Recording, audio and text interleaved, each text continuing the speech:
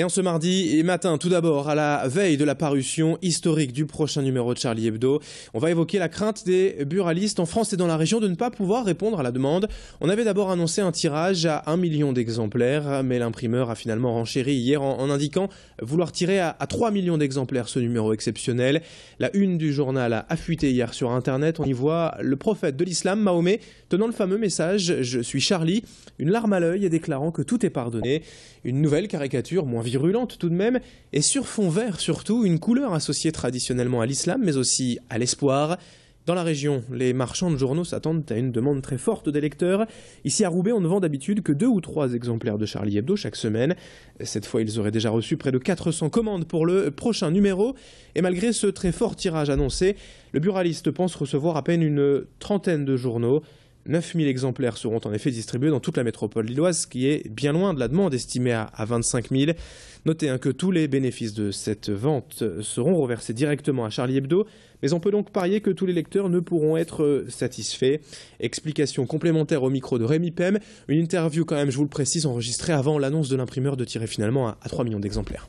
Beaucoup de personnes vont s'abonner en soutien avec Charlie Hebdo.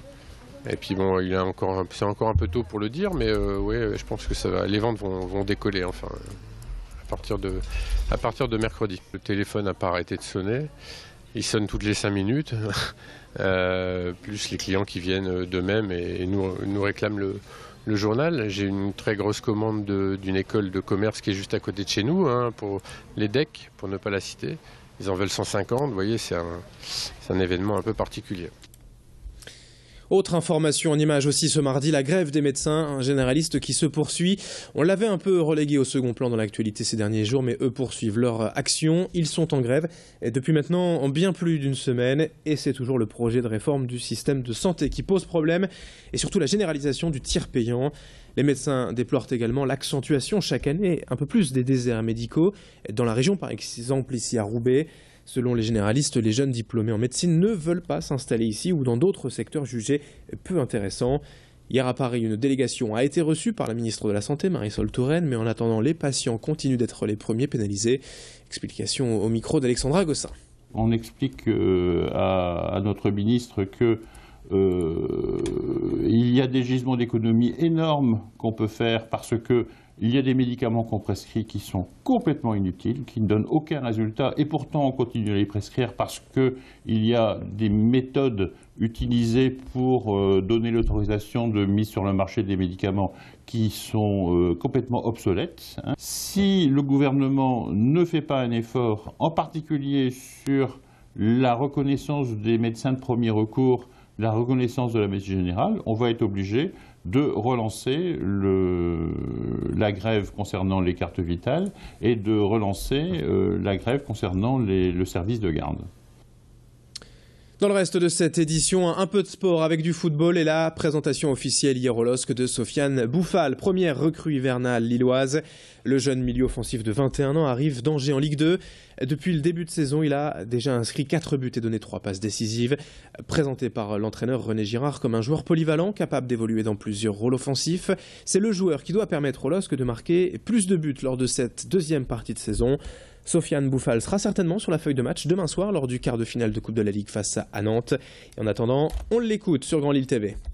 J'ai senti une grande confiance au niveau des dirigeants du LOSC. Après, c'est vrai que j'ai eu quelques contacts avec quelques clubs étrangers et français, mais quand le projet du LOSC s'est présenté, j'ai pas réfléchi. Voilà, ici, il y a des installations magnifiques et tout est fait en œuvre pour bien progresser. Je compte continuer à progresser, à bien travailler.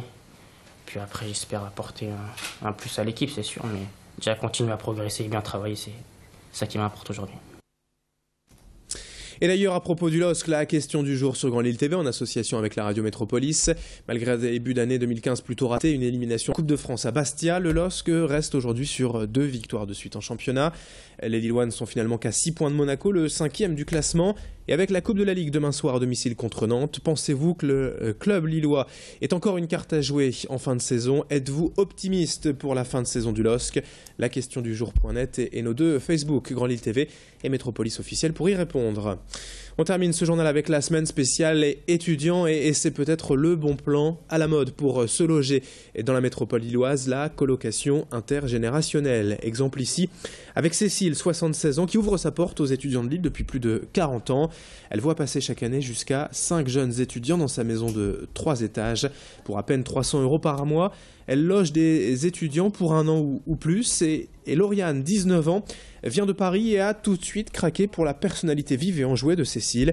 Une colocation qui se passe aux merveilles, faite de petites règles évidentes de vie en communauté et de petites attentions. Un bon plan. On est 5 étudiantes actuellement, sur 5, il y en a 3 qui renouvellent. Enfin, c'est ça. Déjà, c'est la 3e année. Oui, 3e année. Donc, rien que ça, c'est révélateur. Enfin, moi, je sais que quand je suis arrivée ici et que c'est une des premières choses que vous m'avez dites, je me suis dit tout de suite que ça allait bien se passer parce que pour rester plusieurs années, pour renouveler, c'est que ça se passe bien. Et ça fait un petit peu de vie dans la maison quand même. Hein. Maintenant, j'ai moins. Avant, je savais dire, suivant le tour de clé, qui c'est qui rentrait. Constance, quand elle perd le matin, elle claque la porte, par contre. Alors, je sais que c'est elle. Mais les autres, non. Bon, mais sinon, je dis, moi, je vais pas voir qui c'est qui rentre, qui c'est qui sort. Non, elles sont vraiment très indépendantes. Je suis pas derrière elles pour dire. Allez, c'est la fin de ce journal. Dans un instant, la météo et l'infotrafic sur Grand Lille TV.